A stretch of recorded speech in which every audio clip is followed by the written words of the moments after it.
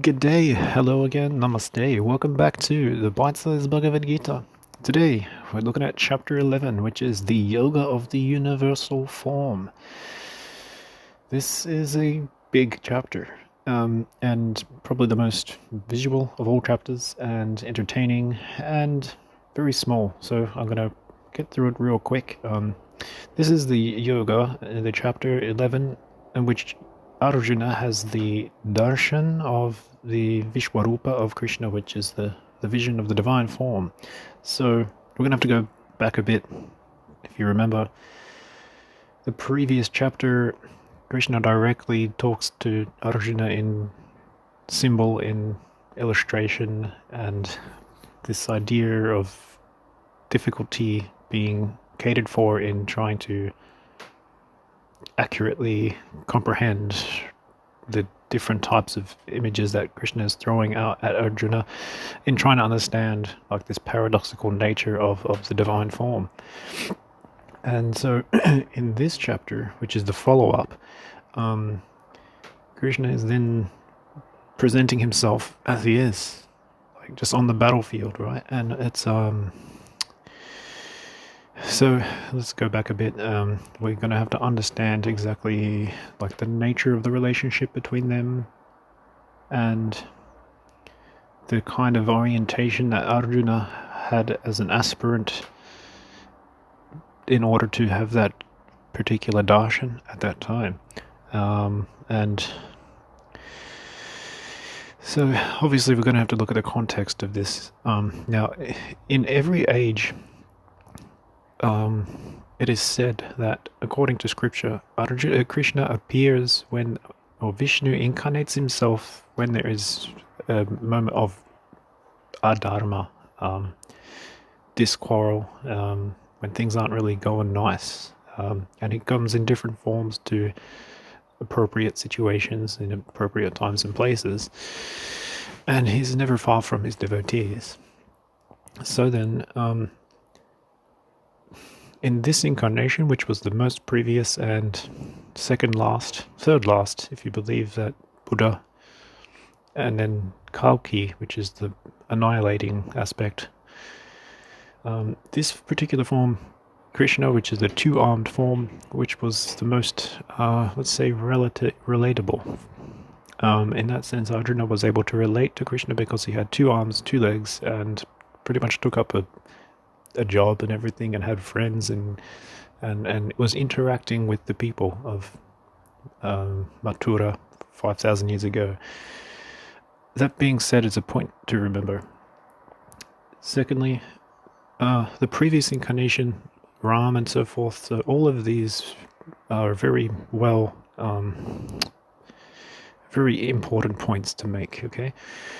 So what this time and place in the Battlefield of Kurukreshta, I'm not going to go back too far because hopefully by now you've got some kind of understanding of what's unfolded, and that the kind of angle or light that is taken on is very important to notice the feeling and sentiment and tone of the interaction, because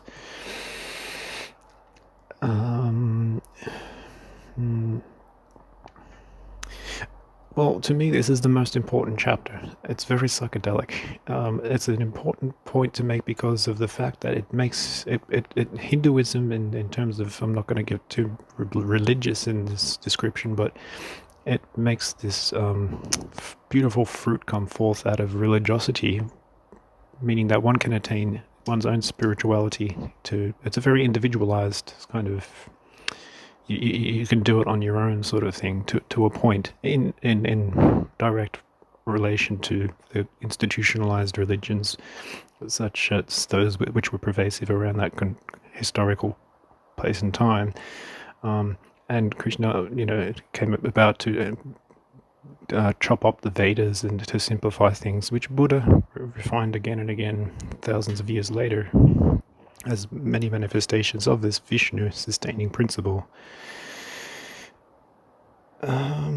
Yeah, so I mean, I've got questions too. There are questions. What makes those places particular to being receptive of the darshan. Well, why didn't that happen somewhere else? And I can speculate, but we can talk more later if you'd like to do so. So that's a bit of the cultural context. So there's this religious awe that is manifest, and this feeling of astonishment overcomes Arjuna. It's a feeling of terror, and it's a feeling of kind of adoration and bewilderment and inquisitiveness and humility and confusion and terror and all these sort of paradoxical feelings at the same time, again bewildering the mind. And so this is what happens in the Bhagavad Gita. This thing after step, Krishna then comes back in the vishwarupa, which is the two-armed, two-legged form. It's a bit better now to see me. Yeah, my mind is a bit more calm, and so forth. The battle can take place. So not only that, but Krishna does describe. It goes into the difficulty that one has in seeing that, and Shiva and Brahma and all these rendered souls, the study that's required, the sacrifice, the penance, the fire sacrifice, none of those are actually going to make that happen because of the fact that this was a very special sampradaya kind of thing that happened between them. And he says, which is a really beautiful quote, that I give you the yogic eye. And then all this sort of merciful stuff starts to happen, and Arjuna, being friends with Krishna, said, I'm so sorry for not realizing that was that at the time when we were just kicking back, or not realizing, and so it's a kind of, it feels guilt and shame, and it's an exploration of emotion. It's really Krishna is there with Arjuna at these times, and this was the time when he had to come forth for the sake of seeing these warriors already in the jaw of this great battlefield that was unfolding in the middle of this war. And it was a shocking thing, but that sort of threw Arjuna back, and then Krishna says, you have to stand up and fight for this, because it doesn't really matter. I'll just say that you have to incidentally be the cause of their ending. If you want to stand up for something and make that actually happen, it's already happened. It's already a done deal. And so it was an eternal vision. It was something that is very rare to see. I guess a way to bring an imagination into a reality.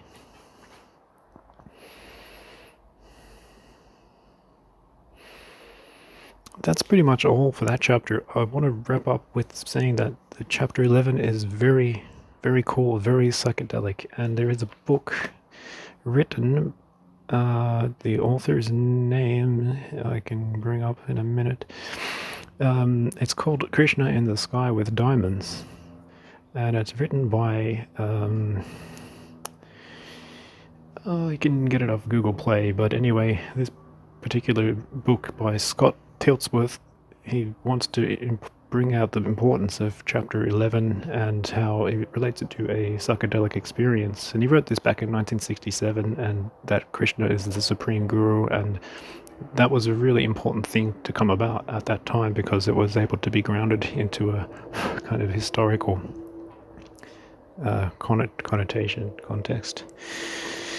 So yeah, that's called darshana. It's called a vision. The darshana of the vishwarupa.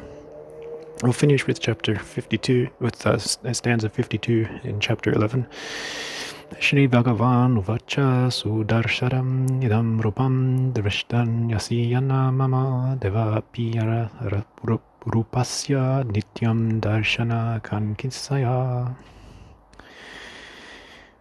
Yeah, so stay tuned for chapter 12, which is Bhakti Yoga. We'll get into the meat and potatoes of it now. Sorry, not the meat, but the juicy aspects of the reality of the Bhagavad Gita as a spiritual practice. That's coming soon. Thank you for tuning in. Hare Krishna.